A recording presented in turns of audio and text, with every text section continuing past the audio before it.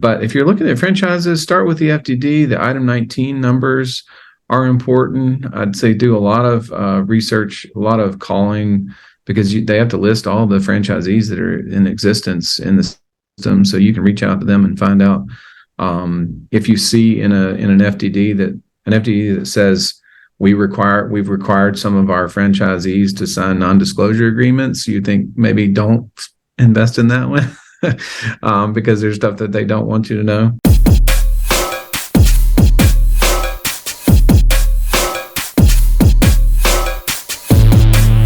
Hello, Profit First entrepreneurs. It is an exciting guest here today. Exciting conversation that we're about to have. We have a special guest with us. His name is John Prothro. John is an experienced executive. He has specifically a background in mergers and acquisitions and international business leadership. He is currently the president and CEO of Foot Solutions, Inc., which is a global foot wellness retailer that specializes in custom orthotics as well as advanced footwear. He is also on the board of directors of DB Group Global, one of Australia's leading fully integrated industrial and construction service providers. He's also the managing member of Lionsdale Capital, which is a boutique private investment group. And today we're going to talk about, you guys have been implementing Profit First. You have been making your transfers every single month, twice a month, right? The 10th and 25th. And we're going to talk about potentially how do you diversify those profits, right? How do you make more profits and invest in other businesses and really to create more profitability, right? So please join me in welcoming John Prothro to the platform. Hey, John, how are you doing today? Very good. Thanks for having me. Great. So, John, it looks like you've got quite a background, your experience in mergers and acquisitions, and now you're the CEO of Foot Solutions, Inc. Tell me about that journey. Well, I became the CEO of Foot Solutions, Inc. the best way to do it, which is buy the company and install yourself. So we bought. I've got a background in mergers and acquisitions, and through that and through some connections, I was able to raise some money to buy a portfolio of companies. And we were going to do sort of a small private equity group as part of that.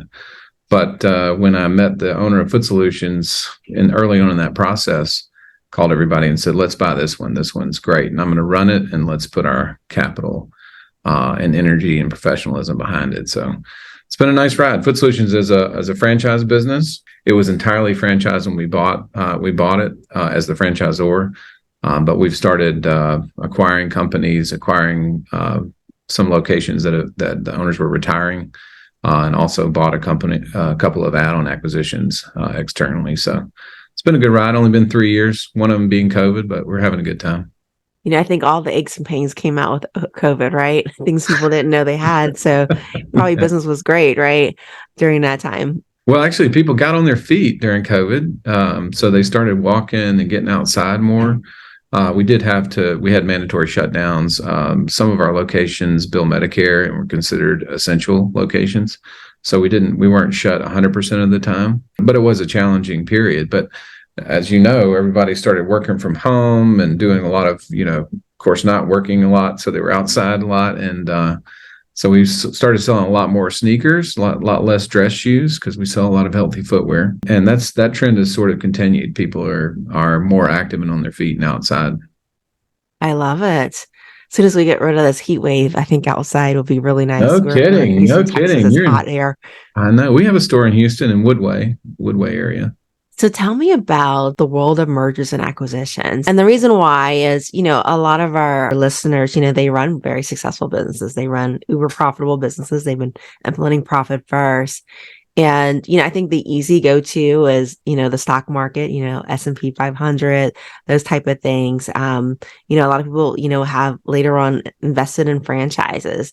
So tell us about some different options in terms of growing our wealth by, investing in other things, and particularly franchises or even purchasing a company. Yeah. So I guess I've taken a different track than a lot of folks. I don't particularly believe in public securities, even though they tend to go up, and I understand why people do it. I really like to own private business assets because it's something that's more tangible to me, and actually I can add value and get involved where needed. So I've sort of, since, late 20s, early 30s, thought of it in that way. Like, how can I get involved in sort of smaller private businesses rather than play the stock market, which I'm not an analyst, nor do I pretend to be. So I'm not sure I could beat the stock market, maybe buy into some ETFs or something like that. But other than that, I don't do public securities very often. But you're talking to business owners who are liquid and profitable, and some of them end up selling their business, which is a great event, and they have quite a bit of liquidity. But when I was doing mergers and acquisitions and working on the sell side, I would always ask them, "What are you planning on doing with all this cash?" Because unless you have somewhere to put it, you might be better off finding somebody to run your business, taking you out of the day to day, letting you retire like you want to do, but then letting that business, the return on capital in that business, be your annuity investment. But a lot of folks like that big hit in selling their business and the huge jump in the bank account, and I understand that completely. So yeah, but buying private businesses, the difficulty is access, I think, and sourcing, because it's all well and good to say I'd like to go invest in a private company, but where do you find those investments? So some people will, if they have enough liquidity, they'll go and partner with a private equity group, or they'll partner with what's called a fundless sponsor, if you ever heard that term before, which is just someone who's decided their job is going to be to find a company or find companies and buy them. And they sort of take a slice of the equity because they went and sourced it.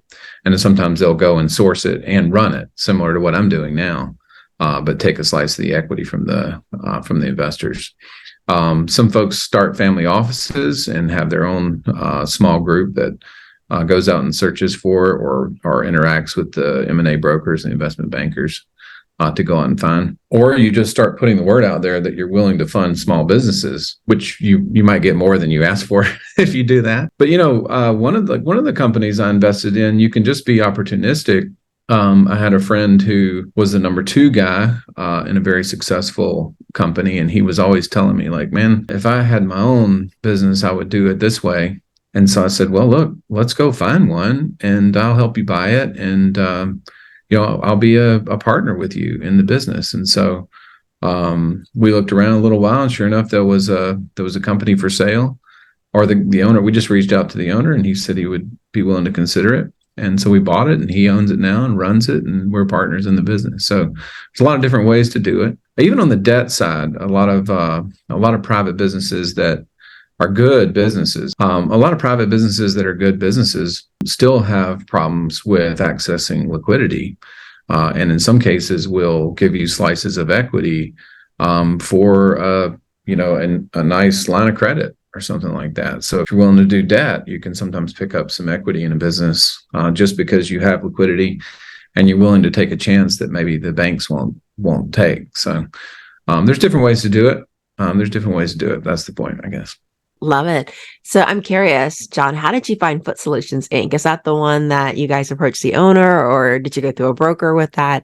Yeah. So an attorney friend of mine who I'd made friends with when I was doing M&A work called me and said one of his clients is 80 years old and has always wanted to sell his business. And I know you're interested in buying businesses, so why don't you go talk to him? That was fortunate for us. I think what's interesting is I'm assuming you're not a doctor of orthotics. Is that correct? That's right. Yeah. I went to I stayed at a Holiday Inn. I'm not one of the experts. No.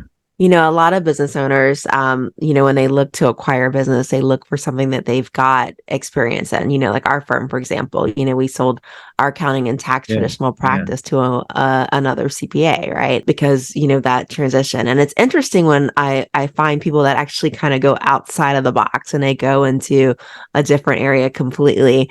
That's a big risk, right? You got a call from an attorney who's a friend who said he has a client that's retiring. What are some thoughts that went through your head when you were thinking about that? That's a great question. So I've always believed that business is really basic blocking and tackling. We just had our annual convention with all the franchisees, and one of the things we talked about is differentiation. And you can actually differentiate yourself by doing the basic things well and treating people right, looking for win-wins. There's all kinds of scenarios where you understand basic business and the golden rule, and you're actually going to stand out. However, you're right. There's a lot of risk, and there's a lot of risk in buying something that you're not that familiar with the industry. As a matter of fact, I don't think it's been the health and wellness aspect of this business that's been the biggest challenge for me. It's been the retail side of it, and the merchandising side of it. We the Cobb Galleria here in Atlanta has I think it's the largest shoe show in the world. And you want to talk about being overwhelmed, go walk that gallery and see all the different shoe vendors and all the things they're trying to pitch to you and all the things that they want you to buy. So when you do that, you have to lean very heavily on people who you're told are experts, but you don't really know how to be the manager that can hold them accountable. And especially in merchandising decisions, you're 6 months down the road before you realize you made a merchandising mistake, so you take quite a bit of risk, but it's also more fun. I think I've always tried to take and accept jobs that I was underqualified for, and get thrown into the fire, because there's a lot of learning opportunities for that. Definitely. So would you say, like, in a situation where you're buying into a business that may not be your specialty, because, technically you probably have to bring those experts in, right? Do you find yourself more involved in the day-to-day, or is it more of a company that you can actually run passively? This company in particular, I cannot run passively. We've been growing very, very quickly at the franchisor level. I mentioned we've made several acquisitions, and integrating those acquisitions has been a lot of work, a lot of challenges, a lot of fires to put out. I mean, we're doing the whole jump out of the plane and build the parachute on the way down in a lot of cases, So I'm day to day all the time in this business, loving every minute of it. It's a lot of fun and a lot of change and swift movements. And we just had a vendor in yesterday evening pitching us on another way to measure feet. Foot volume, believe it or not, that's a thing. And they're using foot volume to determine what footwear to recommend to the customers, and they're measuring it with 3D scanning. And so that's kind of cool. And I was, my energy sort of perked, like, oh, okay, that's really cool. Let's, what would it take to install that in all of our stores all over the world?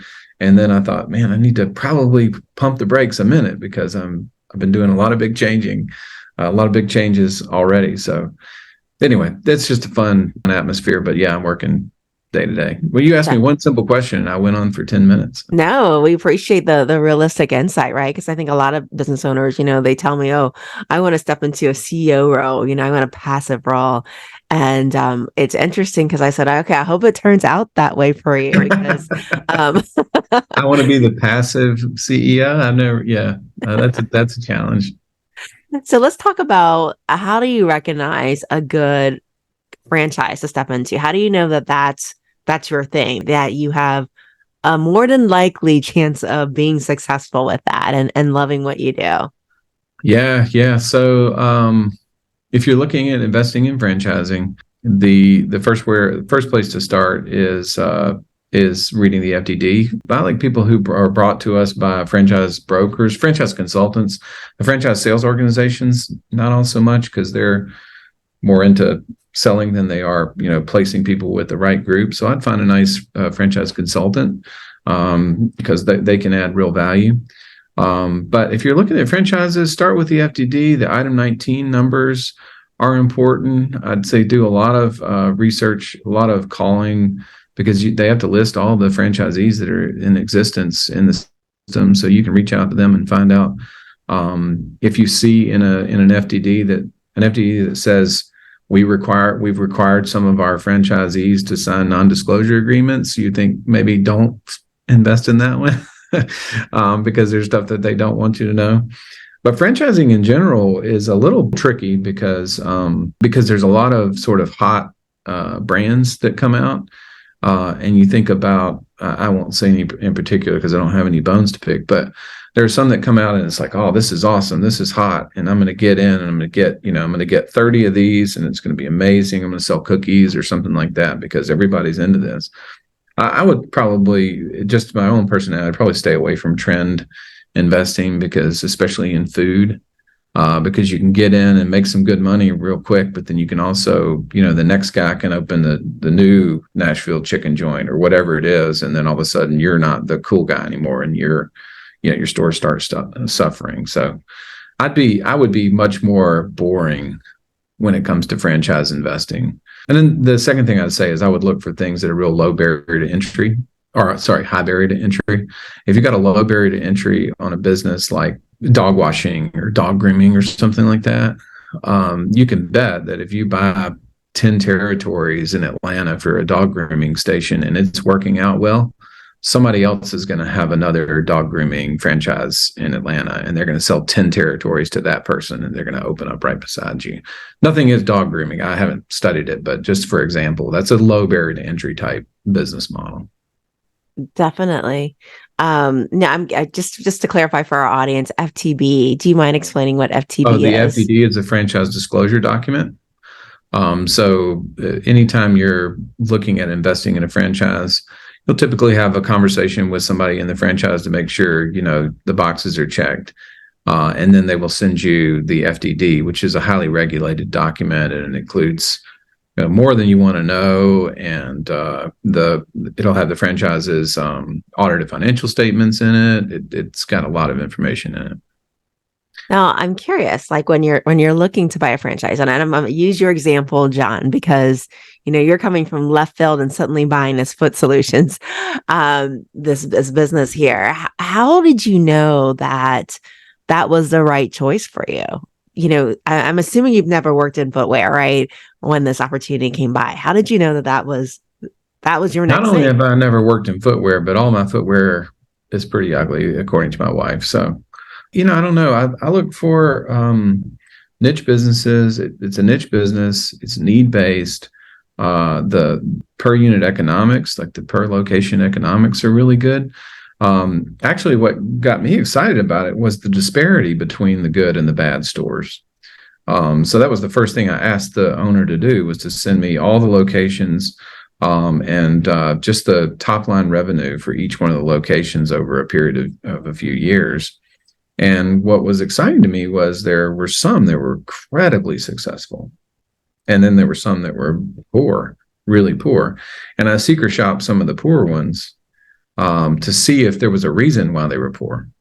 And there was a real reason. It was poor operations. You could tell they were undercapitalized. The stores hadn't been renovated in a long time. The salespeople on the floor didn't know what they were talking about. You could tell that, actually, if you just did some basic blocking and tackling, these stores could work too. And they could be the $800,000, $900,000, $1 million stores too. That was what excited me. It's like, it's sort of kind of a turnaround situation, in other words. Plus, they didn't have a lot of support. It was the franchisor at that time didn't have any scale because it was only accepting royalty revenues. And even in a system that's fairly large, 5% of those revenues is not worth much, not worth a whole lot. You can't build a real support structure. So that's why we focused the first 3 years on building scale and having enough scale to really support the franchises. So I could see some real obvious things to do to make it better. And that's what really excited me. I love it. And so as a buyer, right, as someone that's looking to become a franchisee, obviously not everybody's ready to step into that, right? What are some things that you would recommend that if anyone in the audience is looking to buy into a franchise, what are some things that they should be doing or preparing for to make themselves really make ready, right, for this investment? Yeah, it's a great question. So the owner, especially in the owner operated model, now we do have a franchisor we manage it as a corporate for investors. So we do all the day-to-day operations for some people. But for the people who want to be owner operators, it's really key to find somebody to be your ops manager, your district manager, your regional manager. Real strong person that's organized, that can handle the day-to-day, and then you can step out and work on the business, because a lot of Foot Solutions customers are doctor referrals. We get a lot of referrals from podiatrists and physical therapists and chiropractors. But those people, if you have to work on the stool every day and you're working in the store and you're in the back room, like calculating payroll, you're doing all those things. You're not going across the street to the physical therapist and giving them a referral pad and saying, hey, I'd really appreciate it if somebody comes in with, knee or hip or back or foot pain. I'd really appreciate you sending them over to me because I can hook them up. And I think probably for your audience, it's less important because your audience probably knows how to read a financial statement. But if you don't have any basic accounting understanding, you probably shouldn't own a franchise. And I would go learn that first. Definitely. I always surprise, when people buy and I'm like, do you know the numbers? Do you know what your projections are going to be? Do you know what the profit is and how long it'll take you to recoup that investment? So definitely understanding numbers is very, very important. I'm just curious, did you employ an accountant during your acquisitions or you do have a mergers and acquisition background, due diligence, that type of thing also? Yeah, of course. We brought in an accounting firm to do the financial due diligence for sure. Yeah. And I always recommend that too. A lot of times when, I see people wanting to buy a business, it's almost like it's more than a handshake deal, but, go and do your due diligence, go and look at the revenue. Is it real? Do you see those cash receipts coming in? Look at those contracts too, that they have with their vendors so that you know what your liabilities are going to be, what your real operating cost is. But, definitely do some audit work to attest that what you're looking at is going to be real with that. John, I know you wanted to talk a little bit about Foot Solutions. Tell us a little bit more about it and investing in that. Yeah, so I appreciate you asking. So we're, like you said in the intro, we're a foot wellness retailer. It's a service-based business because we have an expert caring service in the store. And we say your feet are the foundation of your health. Let us take care of them for you. And the way we do that is we design and build truly custom orthotics for people. And we also recommend healthy footwear. We have a large selection of footwear brands that are healthy. We're not selling Nikes to millennials. We're sort of boomers and retirees. That's sort of our customer base. It's people who start to feel their feet start hurting a little bit. They're walking along and they're thinking, man, I probably ought to get out of these Skechers. So we sell to an older demographic. The foot insole market grows at about 6% a year. Folks are on either side of the extreme now. It seems like they're super healthy and they're exercising, almost over-exercising, a lot of them, and getting foot and knee and hip and back pain related to what they're wearing and in their on and around their feet, or they're obese and they're diabetic and they're on the other end of the spectrum. And there's a lot of foot-related pathologies that come from that too. So we're in a really nice niche, need-based business. We do a lot of training. If you go into Foot Solutions, the person you talk to knows what they're talking about. We make sure of that. Before you even walk into a Foot Solutions, there's a 4-week boot camp. And it's not just how to sell. It is foot pathologies and biomechanics and that sort of thing. We have a lot of independently certified, what are called podorthists in our stores, who are able to design custom orthotics and select healthy footwear. And we can work with Medicare. We do a lot of work with the VA as well. So to get involved in a Foot Solutions, we have a couple of models. One is just the owner-operator model. You can buy a territory, open up a store, hire your managers, hire your staff. We, of course, have discounts for multi-units for people who do that. And then we also have the investor model, which the franchisor manages. And we will open up new territories as long as there's a minimum of 3 territories. So we'll open up a new city. Someone has come to us recently wanting St. Louis, so we're selling them that city and the territories in there, but we're going to open up the stores for them. Or if you say, hey, I want 1 or 2, I like the tax write-offs, I'd like to own a business. I'm a high income W-2 person. I want to own a business where I can, enjoy some of the benefits of that. So we'll open 1 or 2 for them, but we have to put them in areas where we have existing corporate locations, which is right now we have existing locations all over Florida. So Florida is pretty much covered. We can put stores in Florida, Phoenix, Arizona, to a lesser extent, Tucson. We can go down to Tucson as well. Houston, we have a corporate store in Houston now, in Woodway. You need to stop by if your feet are hurting. And then the Atlanta area, but Atlanta is pretty much sold out. We've sold all the territories in Atlanta, and we'll be opening lots of stores here in addition to the 5 we already have. Love it. So there are territories that tend to do better. Is it maybe more of an active population or more of an older population? Yeah, Um, active older population. Yeah, 40 plus. Where people go and retire is a good spot for us. But we don't.